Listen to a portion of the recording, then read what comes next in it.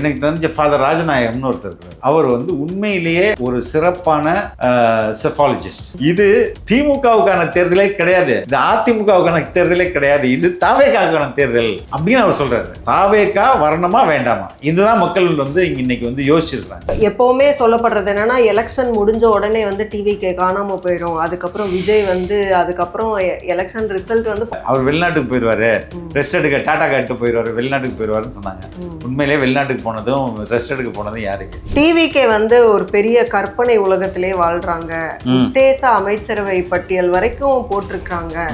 அவங்க ஜெயிக்கிறாங்களா இல்லையானே முதல்ல அவங்களுக்கு தெரியாது. ரோட்ல ஒரு பேப்பர் கிடையாது, அந்த பேப்பரை எடுத்து வச்சுட்டு நீங்க உங்க சேனல்ல ஒரு அத்தன்டிக் நியூஸ் மாதிரி நீங்க வந்து பேசுனீங்கன்னா உங்களை நான் சந்தேகப்படக்கூடாது. அதை எடுத்து பேசுறாங்க பாருங்க, சீரியஸா ஒரு 10 பேர், அவனை தான் நீ சந்தேகமா இருக்கு. அப்ப அது எப்படி ஒரே நாளில் எல்லாரும் பேசுறாங்க, இவனை வந்து இயக்குறது பெண் அப்படின்னு சொன்னா நம்ம ஏன் வந்து சொல்லக்கூடாது? எப்பறம் எல்லாரும் ஒரே மாதிரி அந்த அமைச்சரவை பட்டியல் எடுத்து உங்க ஸ்டைல்ல பேசுறீங்க? விஜய் ஒருவேளை ஜெயிச்சிட்டார்னா எல்லாருமே கொண்டாடுவாங்க, ஆனா ஒருவேளை அவர் வந்து ஜெயிக்கலைன்னா நிறைய பேர் வந்து சூசைட் அட்டம் வரைக்கும் போவாங்கன்னு பேசப்படுது. சொல்றவங்கலாம் யார் தெரியுமா? உண்மையிலே விரக்தி அடைஞ்சிருவாங்க. இல்லம்மா, ஏன் அதாவது விரக்தி? இவன் சொன்னவன்லாம் வந்து இவன் they are losers, big time loser. தபால் ஓட்டு, அதுக்கப்புறம் வந்து கள்ள ஓட்டு. தபால் ஓட்டுல வந்து சும்மா அங்கே பேசிக்கிட்டதை வச்சு நிறைய பேர் சொல்கிறது என்னன்னா, தபால் ஓட்டு எப்பயுமே வந்து ஆளுங்கட்சிக்கு சாதகமாக தான் போகும், ஏன்னா அவங்க உள்ளடி வேலைகள் நிறைய பண்ணுவாங்க. பெரும்பாலான காவல்துறையினரும் பெரும்பாலான அரசு ஊழியர்களும் தபால் ஓட்டு போடுவாங்க. அந்த கடிதத்தின் மூலமாக போட்டப்பட்ட ஓட்டுகளில் கிட்டத்தட்ட 10 ஓட்டுக்கு 6 முதல் 7 ஓட்டு தாவேகாவுக்கு வந்தது. எப்படி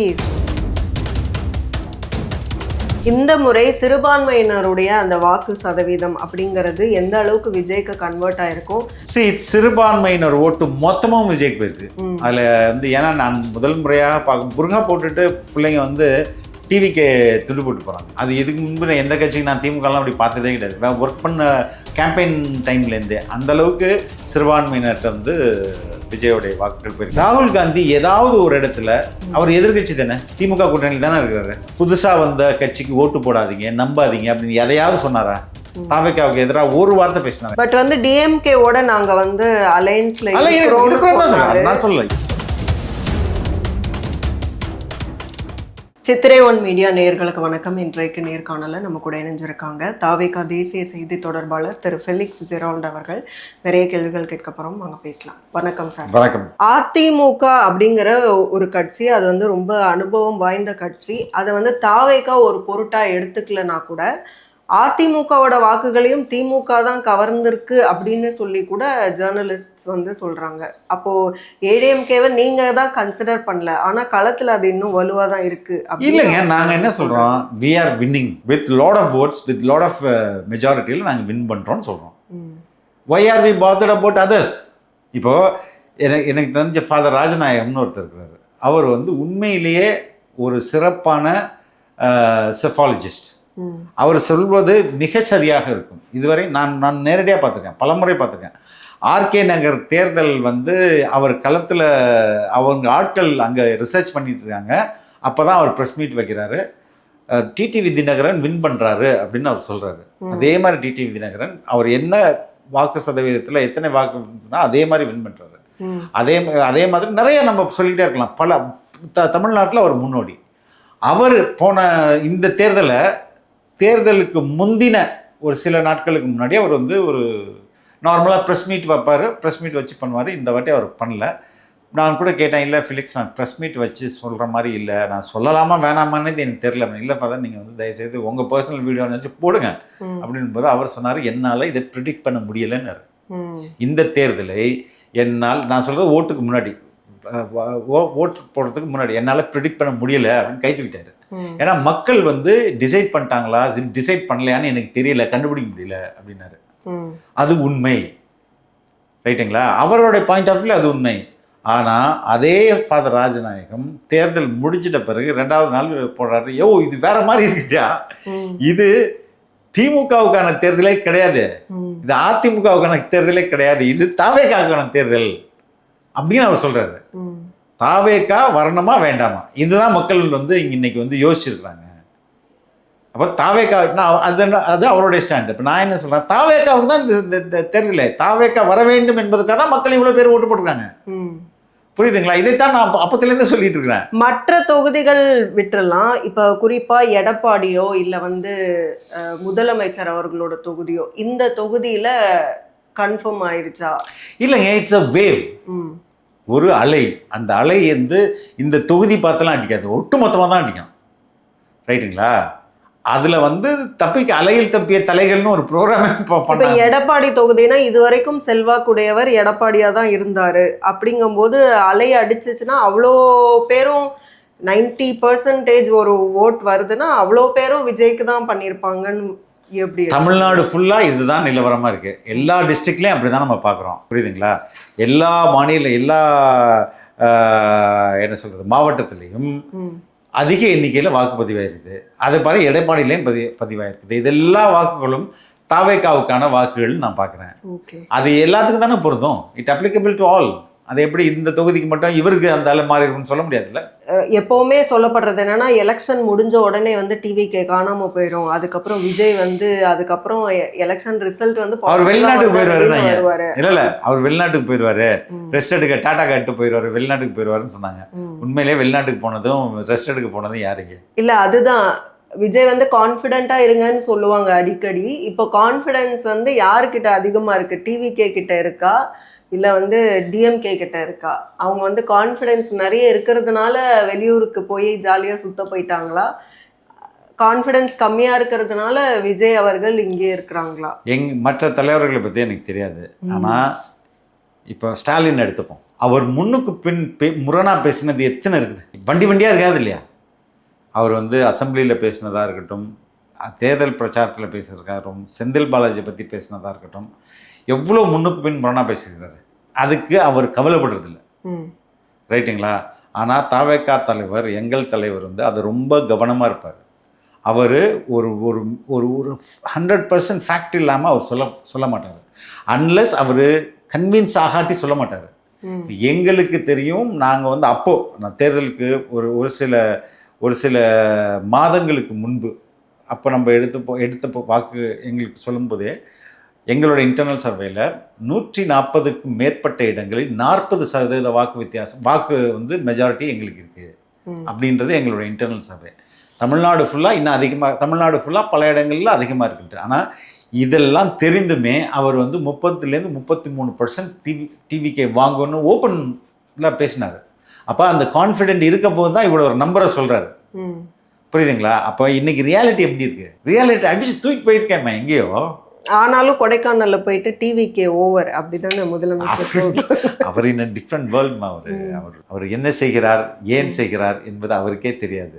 ஏதோ செஞ்சுட்டு இருக்கிறாரு. ரிப்போர்ட் வைஸ் பார்க்கும்போது உளவுத்துறையில இருந்து ஒரு ரிப்போர்ட் வந்திருக்கு. அதுல தாவேகா தான் முன்னணியில இருக்கு அப்படின்னு சொன்ன உடனே திமுகல எல்லாரும் பயந்துட்டாங்க. அதனாலதான் இப்ப வெளியூர்லாம் போறாங்க அப்படிலாம் ஒரு திமுக காரங்களுக்கு நல்லா தெரியுமா யார் வின் பண்றாங்கன்னு? டிஎம்கேக்கு நல்லா தெரியும்.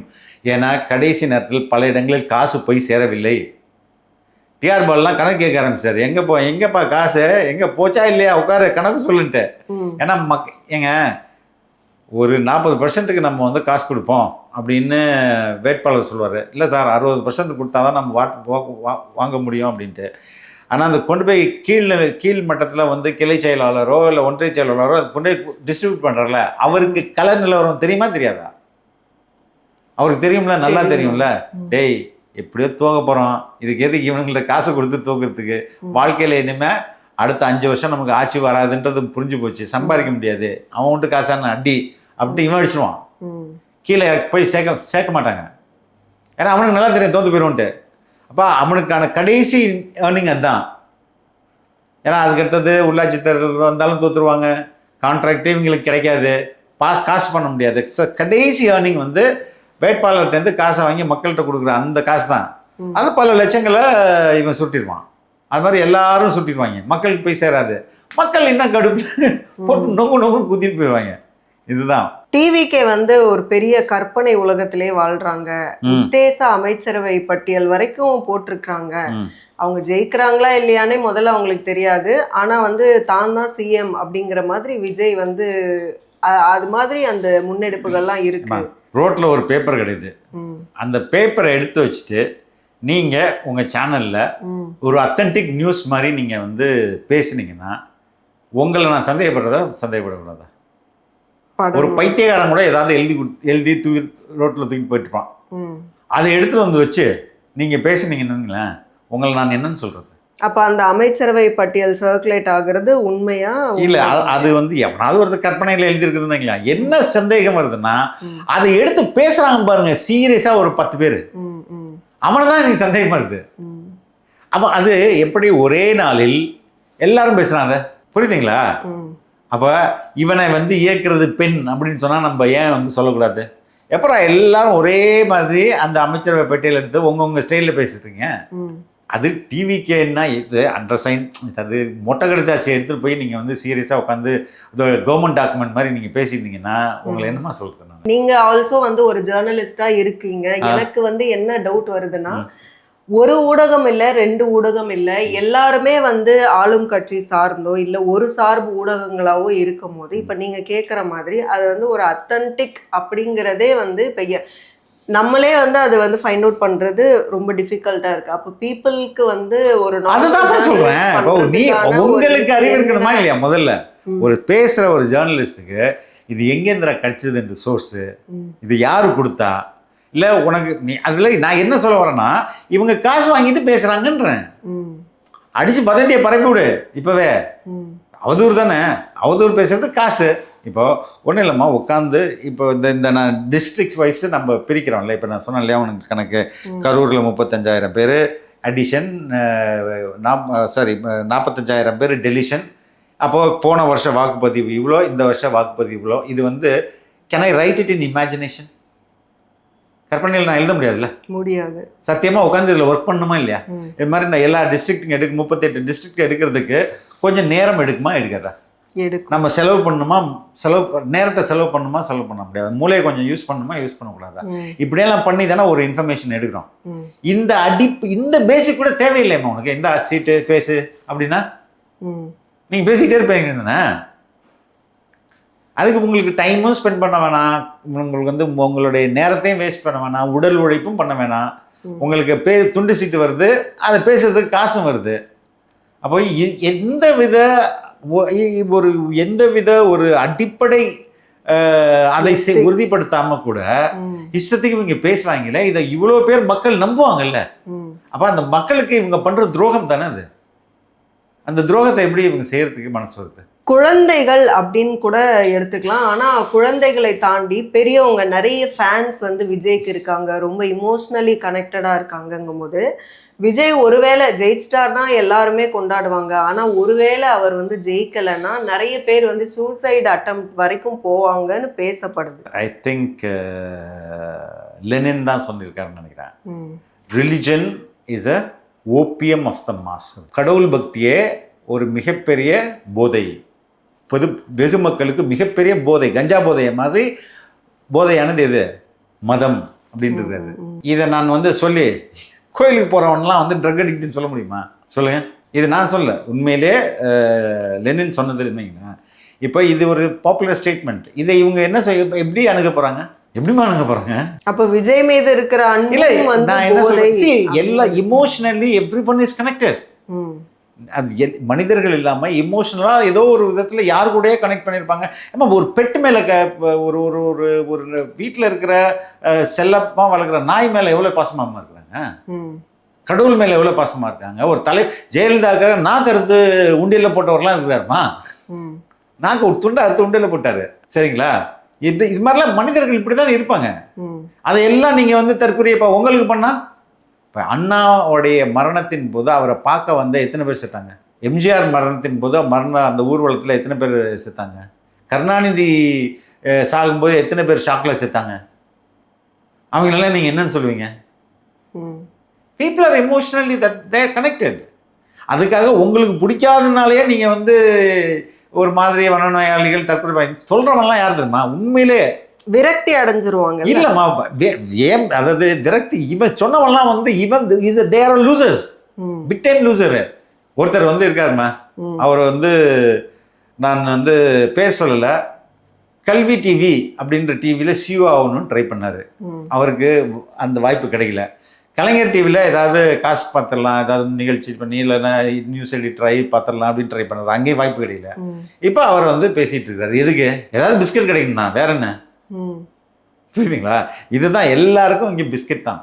இப்போ அந்த பெயின் அப்படிங்கிறது இப்போ விஜய் அவர்களோட அவங்களுக்கு ஏதாவது கஷ்டம் வந்துச்சுன்னா உடனே ரசிகர்களுக்கு அது அந்த எஃபெக்ட் வந்து அப்படியே மாறுது டு ரசிகர்கள். அது விஜயே வந்து ஒரு இடத்துல சொல்லியிருந்தாங்க. அப்போ இந்த தோல்விங்கிறது ஒட்டுமொத்த ரசிகர்களையும் தானே பாதிக்கும். தலைவர் இந்த தேர்தலுக்கு முன்பு எதிர்கொண்ட பிரச்சனைகள் இருக்குல்ல, தேர்தல் தோல்வியை விட ரொம்ப மோசமானதெல்லாம் எதிர்கொண்டாரு.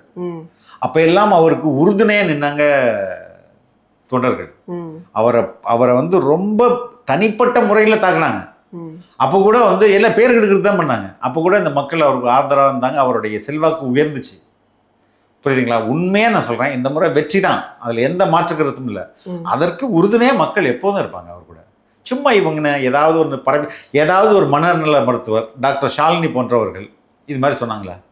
இவங்க அவதூறு பரப்புற கோஷ்டிங்க. இது ஒருவருக்கும் ஒரு டெம்ப்ளேட்டுக்கு ஒரு ஆள் வருங்க, அவ்வளவுதான். இன்கேஸ் வந்து டிவிகே வந்து ஜெயிச்சிருச்சு, இப்ப விஜய் இல்ல அப்படி சொல்லப்படுறது சொல்றேன்.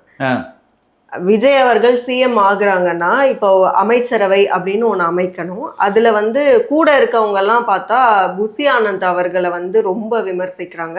அவருக்கெல்லாம் என்ன தெரியும்னு அவரை வந்து விஜய் கூட வச்சு பயணிக்கிறாருங்கிற விமர்சனம் ஆரம்பத்துல இருந்தே இருக்கு. இப்போ இன்கேஸ் ஜெயிக்கும் போது அமைச்சரவை அப்படின்னு அமைக்கும் போது அதுல யார் யார் இருக்கிறாங்க, அவங்க என்ன செய்ய. எடப்பாடி பழனிசாமி அவங்களுக்கு முன்னாடி தெரியுமா? ஜெயலலிதா பீரியட்ல தெரியுமா?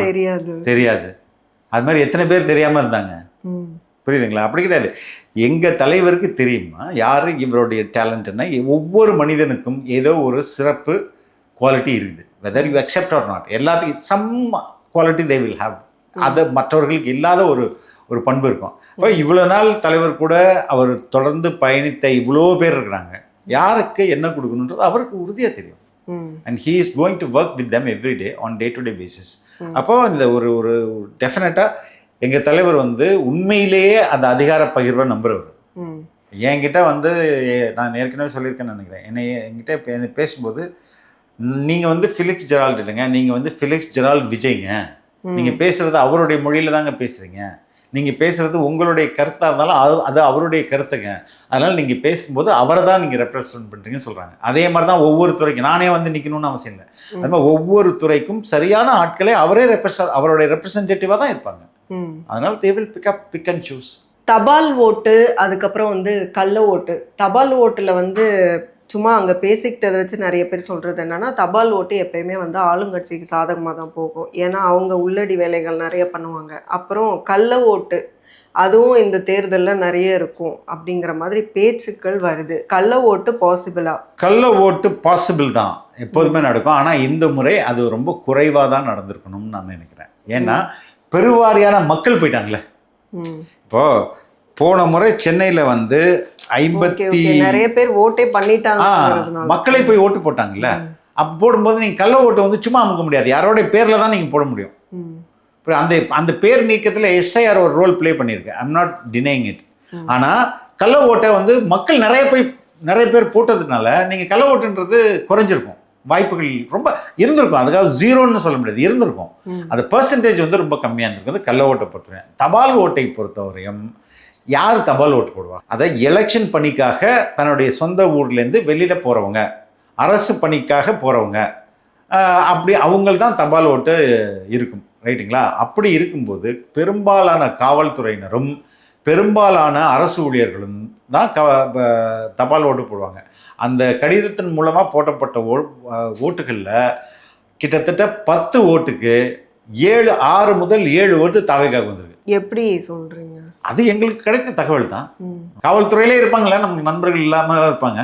என்ன அதிருப்தி காவல்துறைனா அவங்களுக்கு என்ன அதிருப்தி இருக்கும்? இப்ப அரசு ஊழியர்கள்னா அவங்களுக்கு முறையாக அவங்களுக்கு தேர்தல் அறிக்கையில என்ன நாங்கள் சொல்லியிருக்கோம், அவர் 18,000 ரூபாய் அவருடைய பேசிக் பெயின் நினைக்கிறேன், அதை வந்து 25,000 ஆக்கணும்னு சொல்லியிருக்கோம்ல. அது மாதிரி எல்லா ஓல்டு பென்ஷன் ஸ்கீம் சொல்லியிருக்கோம். நிரந்தர, அதாவது 5 ஆண்டுகள் அல்லது 5 ஆண்டுகளுக்கு மேலே இருந்த எல்லா அரசு ஊழியர்களுக்கும், கான்ட்ராக்ட் எம்ப்ளாயிஸ்க்கும் வந்து கவர்மெண்ட் ஃபுல் டைம் கவர்மெண்ட் ஆகும் பர்மனெண்ட் ஆகும்னு சொல்லியிருக்கோம். அது மாதிரி எல்லாத்துலேயும் மக்கள் மகிழ்ச்சியாக இருக்காங்கம்மா. சுற்றுலாத்துறைக்கு விஜய் இவ்வளோ இம்பார்ட்டன்ஸ் கொடுத்ததை நிறைய பேர் பாராட்டி பேசுகிறாங்க. சுற்றுலாத்துறை மூலமாக எவ்வளோ வருமானம் வந்து கவர்மெண்ட்டுக்கு கிடைக்க முடியும், அது மூலமாக வந்து வைன் ஷாப்பெல்லாம் மூடுறது தான் விஜயோட பிளானாக இருக்கும்னு அவரோட ரசிகர்கள் சொல்கிறாங்க. இது சுற்றுலாத்துறையை முறையாக செயல்படுத்தினால் நேரடியாக வெளிநாட்டு பணம் உள்ள வர துறை அது. எந்த வித ஆபத்தையும் ஏற்படுத்தாமல், புரியுதுங்களா? நம்மளுடைய நிலத்தடி நீருக்கோ மின்சாரத்துக்கோ மாசுக்கோ எந்தவித பெரிய அளவிலான துன்பத்தையும் ஏற்படுத்தாமல் நேரடியாக அந்நிய முதலீடு வந்து சேர்ற இடம் வந்து சுற்றுலா.